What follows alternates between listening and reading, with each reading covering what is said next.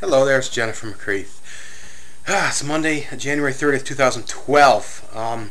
Just thought I'd do a quick follow-up on a video I have just literally posted tonight that was actually recorded back on April 4th, 2011 about an incident that occurred to me in March 2011. The issue is, of course, airport security and transsexualism, transgenderism, and how trans people face unnecessary scrutiny at airports. Airport security is about two things. One, of course, is safety and making sure that people are not bringing weapons onto airplanes or explosives or things of that nature. Part two is identity authentication. It's the ability to ensure that the people getting on the plane are who they say they are. There are many ways to authenticate an individual. Biometrics is obviously the hot new buzz. Eye retinas, fingerprints.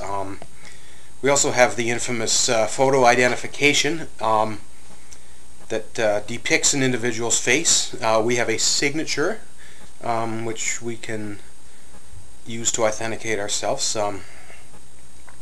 Bottom line, we've got a new policy here. I went on another video last night about it. Apparently gender is now something that Government of Canada wants to use as a screening tool, even though there's no technical legal definition of gender. I want to talk a little bit about privacy, because there's privacy acts all over the place now, and that's an important part of everybody's life, is the right to privacy. No organization has the right to collect personal information that they don't need to carry on their business. You want to authenticate me, fine. You want to use sex, legal sex, or government ID sex to authenticate me, well, that's fine too. But at what point does this violate my rights to privacy? Does it really matter what's in my underwear in terms of genitals, in terms of me getting on an airplane? Does it matter whether or not my sex, from a biological perspective, is congruent with how government officials view me? If I was born in the state of Tennessee, I'd never be able to amend that, even though I've had sex reassignment surgery. Then we get into the concept of gender. Well, what exactly is gender? It's not sex. Sex is between your legs. Gender is between your ears. The only person that can tell what your gender is yourself, because nobody else can read your mind. You can present your gender in a way that allows people to, I guess, predict what your gender is, but and that's not just for trans people, that's for anyone.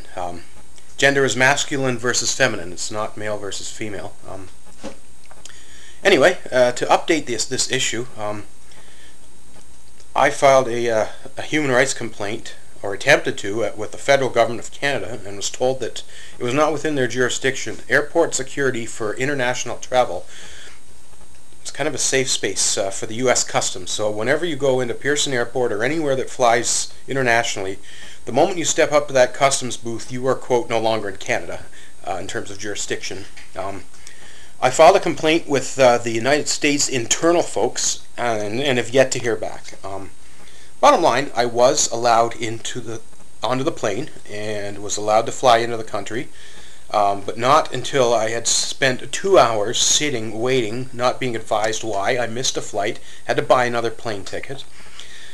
And I faced all sorts of ridiculous invasion of privacy questions. I obviously went through a body scanner because I had an old passport that says I was a male, and they seemed to be under the impression that I no longer had my male parts.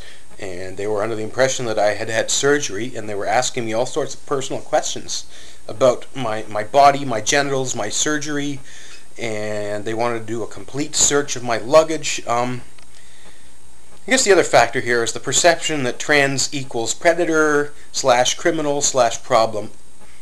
All these crazy bathroom bills going on down there in Tennessee.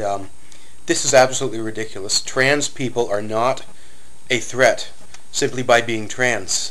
I'm not saying all trans people are law-abiding citizens, but to go overboard with scrutiny on a trans person for no other reason it's discrimination, and it's wrong.